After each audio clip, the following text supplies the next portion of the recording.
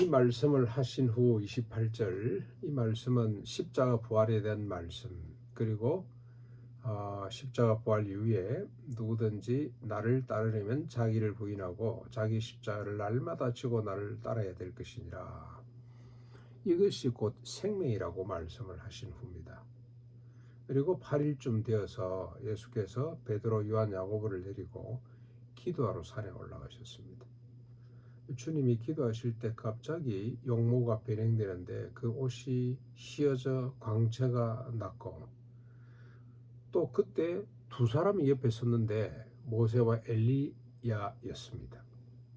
영광 중에 이들이 세 사람이 이야기를 하는데 들어보니 그 이야기가 예수께서 예루살렘에서 고난을 받고 벨시할 것에 대한 이야기였습니다. 십자가 부활에 대한 이야기였겠죠. 베드로와 요한, 야고보가 깜짝 놀라서 온전히 깨어났더라. 졸다가 늘 조는 게 이게 이들의 전문 특허인데 갑자기 이런 변형된 모습을 보고 영광된 모습을 보고 완전히 잠에서 깨어나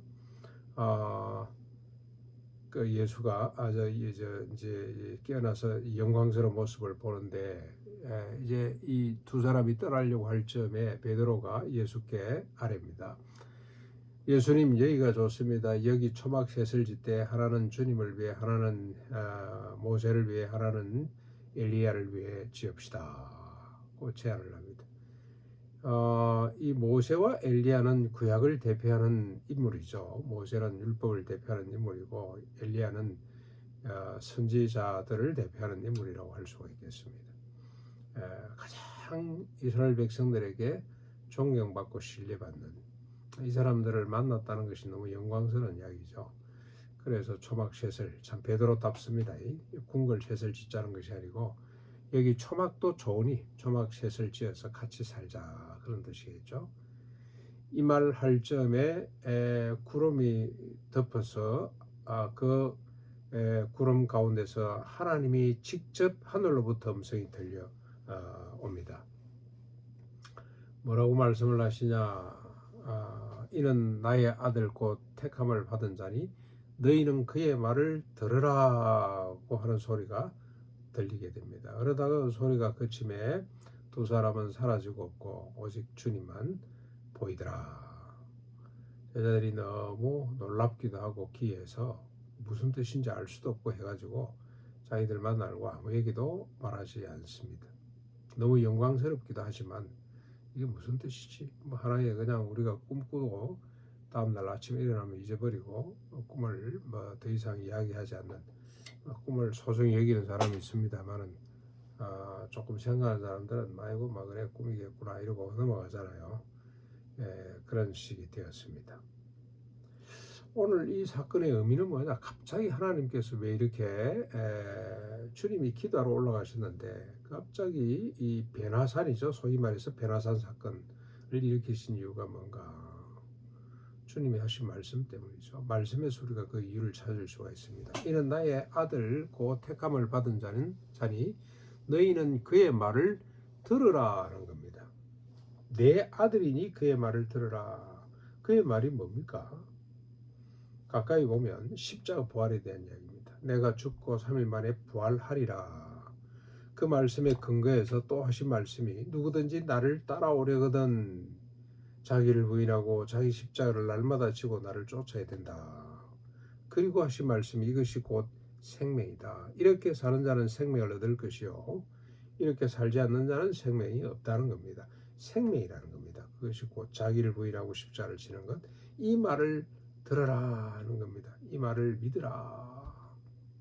가볍게 생각하지 말아라. 그게 핵심이다.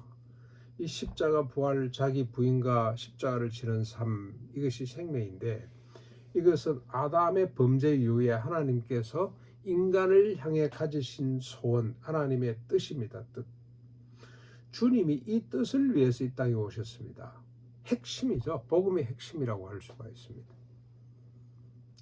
그러면 어떤 삶을 살게 됩니까? 자기를 부인하고 날마다 자기 십자가를 지는 삶이 산상보원에 펼쳐져 있습니다.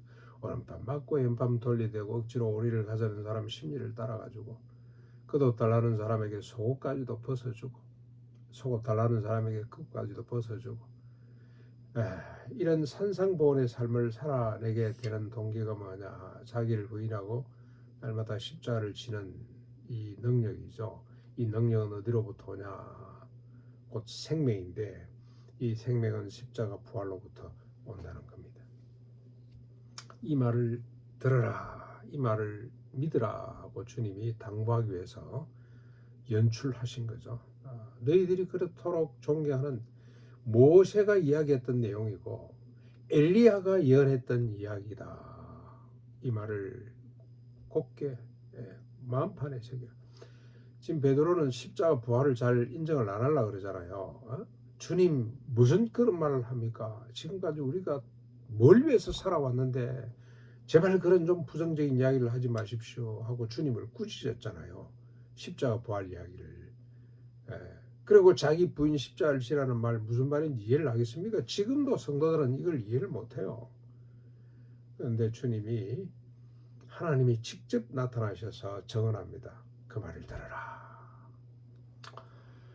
오늘 우리는 십자가 부활 자기 부인과 십자가를 지는 것 이것이 곧 생명이고 이것이 우리의 삶의 모습이다. 그렇게 생각을 하고 순종해 갈 수 있는 이 말씀을 누리는 하루가 될 수 있기를 바랍니다.